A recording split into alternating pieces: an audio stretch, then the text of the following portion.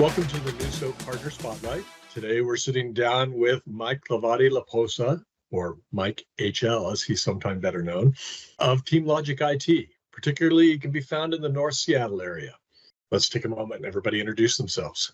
I'm Mike Hlavaty-LaPosa, Mike HL. I've got the TeamLogic IT office here in the Seattle area north portion. I've been in business for 7 years now, and have been a partner with NUSO for, wow, almost 5. Well, thanks very much, Mike. We appreciate you being here as well. I'm Ryan Henley. I'm the Chief Revenue Officer here, and it's my pleasure to be able to serve and support great folks and great partners like yourself. So thank you very much for being a NUSO partner, and thanks for joining us on the Partner Spotlight. Mm-hmm. Tell us about TeamLogic. Tell us about your operations. Well, for folks who may not know, TeamLogic IT is a national network of offices across the U.S. We are almost up to 300 offices. We are the largest independent MSP in the country that serves and focuses on the small and medium business category. So we don't go chasing the big guys and all that kind of stuff. TeamLogic IT was formed and founded almost 20 years ago, out of a need that was recognized for small businesses not having the IT support and services that they, so badly needed. So we arose out of that need, and today, we are servicing. I think we're closing in on 200,000 endpoints. We have offices as far flung as Puerto Rico, Toronto, and then East Coast to West Coast. So, that's our focus. We are independently owned and operated offices, but because we are tied together, by a backbone network, common tools, common processes, resource sharing, expertise sharing, we bring a very unique approach and capability to IT support for the SMB community. So, Mike, I know you've had a lot of experience in a lot of different ways, in different places and different things. What drove you towards TeamLogic IT? What drove you towards, opening your own office? Well, I started in the military in the early 80s. And at the time, we were in a very experimental division, if you will, out here in the Seattle area at Fort Lewis. And so they were throwing things in our hands and saying, here, make these do things. And, this included the very first mini and micro computers, and then somebody said, hey, if you can make this work with a radio, that would be really cool. And so we started to work on that, and then I shifted over to defense contracting when I left active duty and went into the reserves. And we worked on creating the very first wide area wireless networks, and that translated into going to work for Motorola to do it commercially, and then AT&T Wireless. I ended up with 30 years in wireless telecommunications, networking, and IT.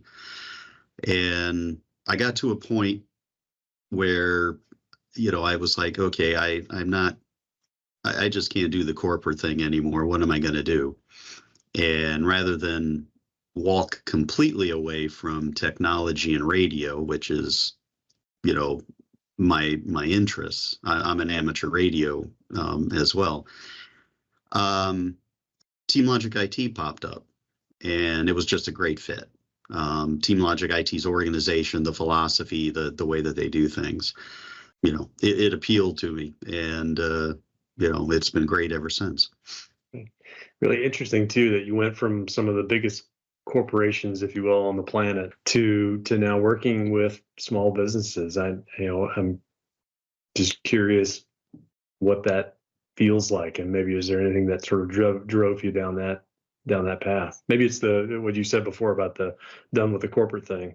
Well, yeah, I mean, that really was it. Having grown up in the 70s, gotten all my leadership training and, through the military in the 80s, just wasn't a great match for some of the corporate games. I managed to survive it, for 35 years, but then it was like, you know what, I can't do this anymore. And I honestly didn't know what I was going to do.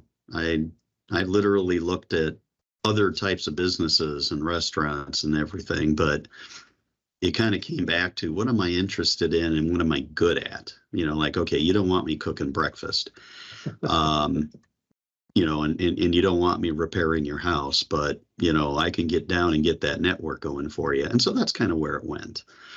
And it's a need, I watched, people struggle with their computers and their networks and everything, not just through my corporate job, but also just through friends, families, and acquaintances. Right. And so my mother-in-law used to call me her professor, because she would have a problem. She would call her professor. And so it seemed like a good fit, and I enjoy it. I was just to say, I think there's a perception that everyone's on these newest platforms, the newest communications method, and that America is one huge corporate entity. And it's very easy to overlook that the majority driver of the whole landscape here is SMBs in the United States. They're the major employer, they're the major revenue producer, taken cumulatively, and they have been kind of ignored in a lot of ways. 90% of the businesses in the US are SMBs.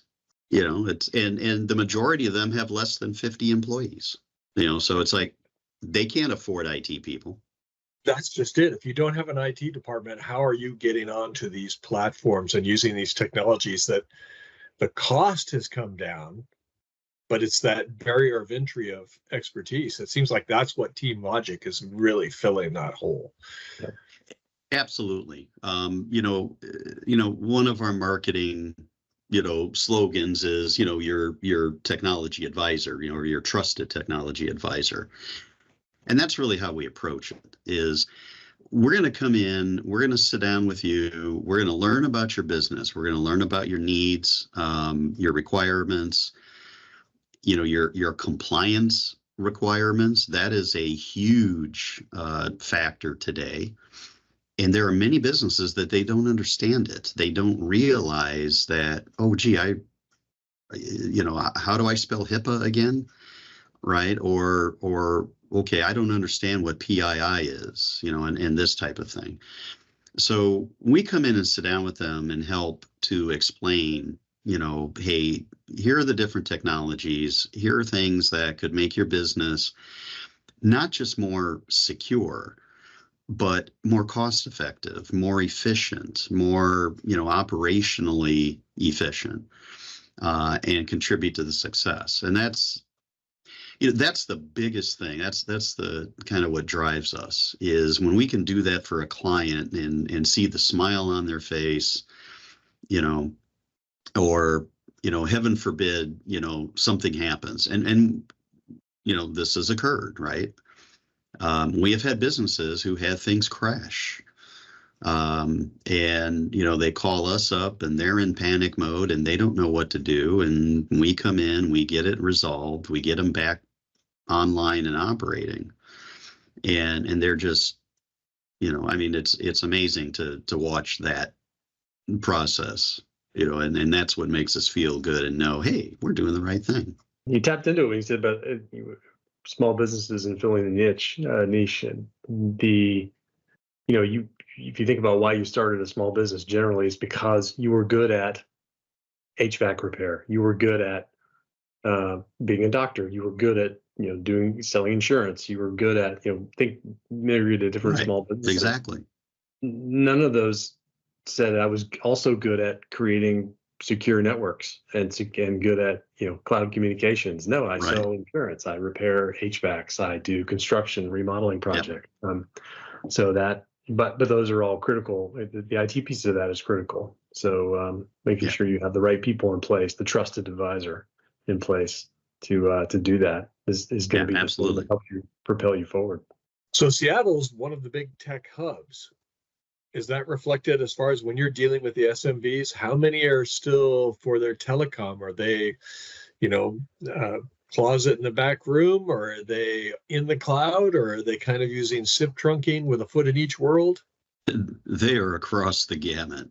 I could show you pictures that, when we walk in to a business to do the initial assessment or discovery, as we call it, and they open up this closet door that maybe they had to move stuff, from out in front of it, or they have to move stuff out of the closet, and then you go in and look, and you wave the spider webs and everything out of the way, and you see stuff that, like, holy crap, my uncle worked on this stuff in the 60s. He worked at AT&T. And, literally we walk in and see things, from the 80s today. To folks who are using, voice over IP or, on-prem PBXs, like I said, it runs the gamut. And part of what we try to do, is sit down with them and say, telecoms has come a long way. It's come a long way in just the last 10 years in terms of what's available to you, and, the services. And now you've got unified communications, or UCaaS, right? Unified communications as a service. A lot of the things that I was working on, during my telecom days. And, so to kind of sit down with them and say, you don't have to be tied to a landline. You don't have to be tied to a copper line. You don't have to, there's a lot of different things you can do. Voice over IP has just, I think, become really the leading option for businesses today. It's the most flexible. It's the most reliable. Yes, people say, well, but if I lose my internet connection, I lose my phones. Well, yes, but if you have a cell phone, that's still an option. And there are ways to tie your VoIP phone to your cell phone. And we do that. And I said, plus, if your internet goes out, how much business are you doing? Because your 15 other systems that you're running your business on are also not working at the moment. But we can make your phone work. There are ways around it, and you can at least talk to your customers. You can at least talk to your customers. And, quite honestly, like living out here in the Pacific Northwest, we deal with, okay, when's the next volcano going off? When's the next earthquake happening? When's, whatever. You're a disaster away from, something happening. Let's not worry about that. Let's make your business work in the best fashion it can, and then we'll deal with outages and issues and stuff like that. We'll give you options for that.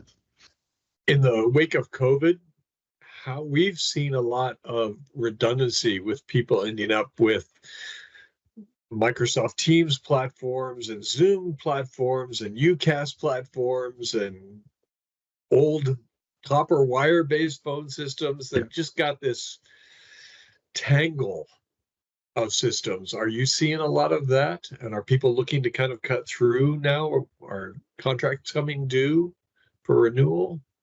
Yeah. All kudos to the cloud platform guys, who stepped up and just kind of made things work in a bad situation, right? Microsoft Teams, yeah, it's gotten better over the last 3 years. The bottom line is we see people who have duplication. It's like, well, I like Zoom. Well, I like Teams. So, we walk in and try to help them understand that you don't need duplicate capabilities.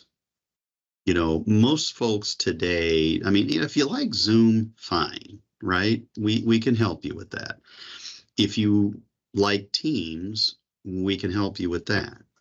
And we can help you figure out your phone system and how it becomes a component of a unified communications approach where you have the mix of, the video conferencing and, the online collaboration, the communications, the chat, file sharing, that whole grouping of UCaaS services, right? And then find you the best platforms to run that on. And, we're agnostic. So, we walk into clients and we'll onboard them and, okay, they may have a different phone system. And we work with them on that. And we say, okay, hey, what you have is good. We'll just keep that going. And here are some things that you can do to improve.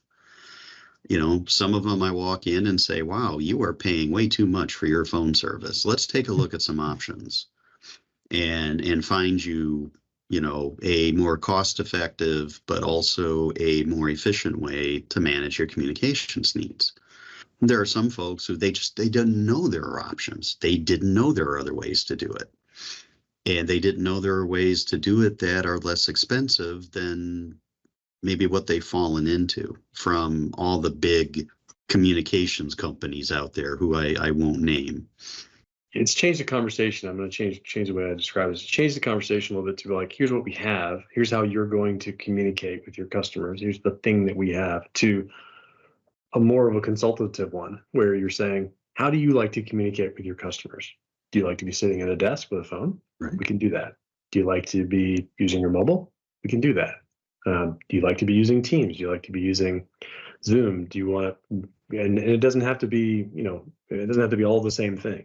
Our mission is to provide as many different channels through which to communicate, for those businesses to communicate with their customers as possible. Not to overwhelm them with options, but to basically be able to meet them where they need to be met, where they want to be met. Exactly. And don't overwhelm them with options. Absolutely. Give them a couple options, give them a good explanation, and then give them your recommendation and say, here's why I recommend this solution over that one, right? And say, it's not monetary driven, it's functionally driven, right? So, I've had some folks who kind of, say, well, yeah, you're just pushing that solution because you get paid for it. And I just tell them, I said, no, I don't get paid much for this. In fact, I may not get paid anything for it.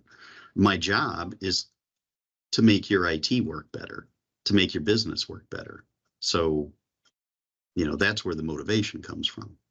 Most of them, kind of come around on that. It's like they're not used to somebody walking in and, actually being upfront with them and saying, well, no, I'm not really making that much money on this. Well, that's not why I got into this business. I mean, do I want to make money? Sure. But my approach to it is maybe a little more holistic than some of my competitors have been, and that's just me. Yeah. Well, when we asked you, tell us a little bit about why you got into what you got into. You like to fix things. You didn't say, because I want to go make a pile of money off of people. You said, because I like to solve problems. Right. That's exactly it. That's what I've done my entire career. I've worked with systems. I've figured out how to make things work, how to put solutions together, and then how to explain them to people. That's one of the biggest challenges in our industry, right? Is you have to talk to customers who could care less how many teraflops or whatever that processor is going to do. They just want it, is it going to print my receipt? Am I going to be able to place my order? And so it's being that translator between the technical side and the technical people and the users who, just need to get the job done. At TeamLogic IT, that's kind of what we're trying to do is we're trying to help our customers focus on what's important to them and what's going to make them money, and not what do they got to use to try to accomplish that. Our goal is be in the background, right? If I don't talk to the client the entire month, then we're doing our job. they're not calling us saying, this is broke, this is broke, this is broke. We're here when you need us, but it's just going to work. Like it. That kind of encapsulates the whole, moving from corporate to SMBs is you can be an advisor, you can build the relationships, and you get that sense of achievement. You get things done. And I've got clients who we have literally saved their businesses. And I mean, that's a hell of a feeling, right? Yeah. And I don't try to brag about it, but it's more a case of, you know what, that's what makes this worth it, is when a client calls us up and says, we are completely down, we can't do anything. And we come back and we fix it. We recreate their systems. We get them back online. And that's what really justifies all this. And we're proud of that. Communications is a huge part of this. And not only do their communications have to be efficient and cost effective, but they also need to be secure. Right. And so that's another huge important part of putting together a solution for a client. We see that quite a bit. If you look across our customer base, and especially over the last couple of years, the rapid growth in or rapid adoption of cloud technologies in healthcare, and you talk about security. That's where all of us want that security to be as tight as possible. A lot of small businesses think, oh, nobody's going to attack us. We're too small. They don't care. It's the opposite. Those are the ones that are exactly the opposite. Yeah. It is exactly the opposite. A whole lot harder to get into Google and Amazon and Microsoft than it is to get into Henley's dental practice. Exactly. You've got these hacking groups that have created ransomware as a service.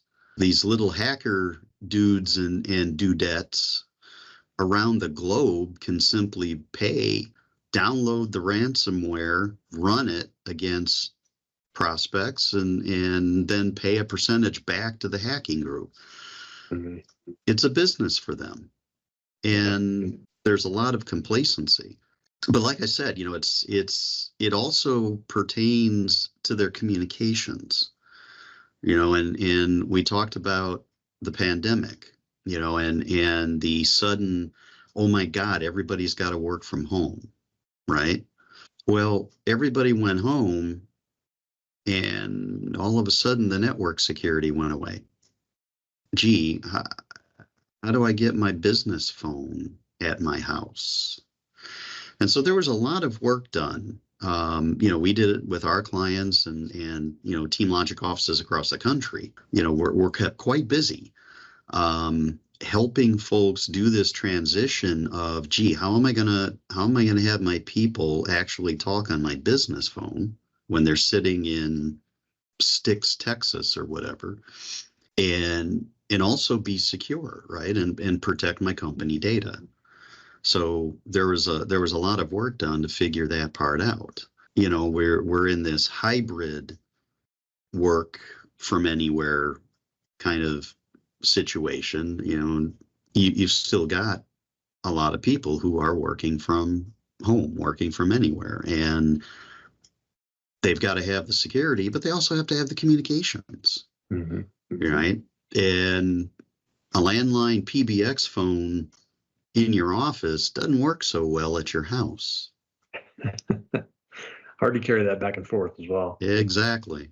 The VoIP solutions and the NUSO solutions, right, were what we spent a lot of time on. And we converted a lot of folks over to NUSO services because we said, hey, look, you don't have to have a physical phone. You can run this on your computer. You can run it on your mobile phone. You can run it on all three. So you don't have to give a phone to a person at home. They can run it right through their computer. And it's going to be, run securely. Your clients won't be able to tell the difference of where are you sitting, along with also being extremely cost effective and very flexible and easy to configure, right? It made it a better solution, right, to explain, offer, and bring clients on board with. The other thing that occurs to me too, Mike, is that folks like you are making that technology accessible as well. So it used to be, you assume that the corporate IT department is going to be able to deliver that kind of capability to you if you're in a big company. Right. But I think a lot of times if you're a small business owner, you don't necessarily even realize that some of that capability is at your fingertips and in a cost-effective way. Yeah, and we've even walked into companies who, they had a VoIP solution, but we sat down with them as part of our network and technology security assessment that we do, and said, wow, we can save you money. We can give you something that's got more features for the bang, for the buck, and converted them over, and had success stories, from that standpoint. What made you choose NUSO as your partner? Your CEO loves that story. So I had a friend of mine, an acquaintance that was in, the telecom industry, and they had started their own VoIP-based, cloud company back on the East Coast. So I worked with his solution for about a year and a half. It wasn't that it didn't work. It was just, it wasn't flexible enough. We couldn't configure things well enough.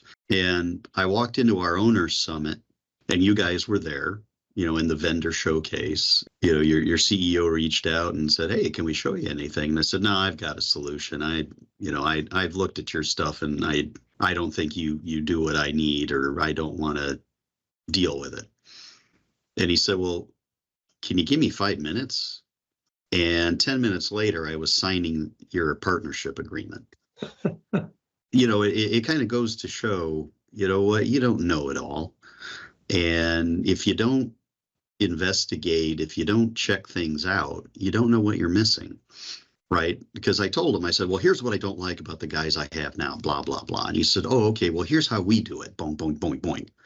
That was the most effective demonstration I've ever had from a vendor. I said, okay, let's give you a shot. And here I am, 5 years later, at the end of 2020, you guys kind of surprised me and gave me one of the Partner of the Year awards, even though I had spent the year yelling at you guys about stuff. You know what? That's a vendor partner relationship, right? I'm going to come back. I'm going to give you the feedback. I'm going to tell you what's good and what's bad. And when it's bad, that's affecting my clients. It's not how you screw up, it's how you recover, right? You guys took the feedback and made the improvements, and things work.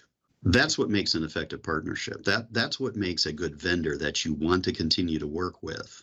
That helped cement the relationship, and year over year have increased the number of TeamLogic offices, who have partnered with you and sell your service. And, I've been there cheerleading it, because a lot of folks are like, well, we can get by with this and this. And I said, yeah, but do you do this, this, and this? And then, the eyebrow raises. And then I said, okay, look, go check this out. This is why we do it, etc. And I've had some owners come back to me and say, hey, thanks a lot, because I'm working with those guys now, and it's really helped. And, our clients depend on us providing them with reliable and effective solutions, right? I mean, that the bottom line, right? If we're not doing that, then we're not doing our job, right? And they need to go find somebody else. And, with TeamLogic, right, we have what's called the technology stack, right? So we partner with a limited number of vendors. And so, one of the things that we do is we create a technology stack that says, we're gonna work with these solutions in these particular IT functional areas. Are there solutions that I am more confident in, or, do I believe are more effective or whatever? Yes. And therefore, we're going to focus on those. And NUSO is our leading UCaaS. That's the solution we walk into, with our clients. So now I'm going to put you on the spot. It can still be cloudy, but pull out the crystal ball. And what do you see on the horizon 12 months? Any big changes, big impact, or things that'll affect your business? Well, cybersecurity is going to continue to be the big thing. You're reading about ransomware attacks and breaches and compromises every day. And they're hitting some of the biggest companies in the world. And you don't hear about the smaller ones because they don't make the headlines. People don't realize that 70+% of the cyber attacks out there are on small and medium businesses. And of those businesses, it's a 50-50 shot whether they survive it. Those statistics aren't making it into the media, right? And those compromises are coming in through multiple attack vectors and areas, right? I mean, it's not just, I'm going to click on the wrong email, or I'm going to click on the wrong link. They're going to do it through the phone. They're going to do it through social engineering. I just had a client who got social engineered and lost money. We just upgraded all of our clients to managed detection response cybersecurity protection. Not because I'm making more money on it, but because it's the right thing to do. And it literally stopped an attack on one of our clients 2 weekends ago. The second big impact is AI, whether you want it or not. I think AI will do some great things to help our society, to help business, to make things work better, smoother, etc. Ain't going to do it today. It's not mature enough. I don't think it is protected well enough.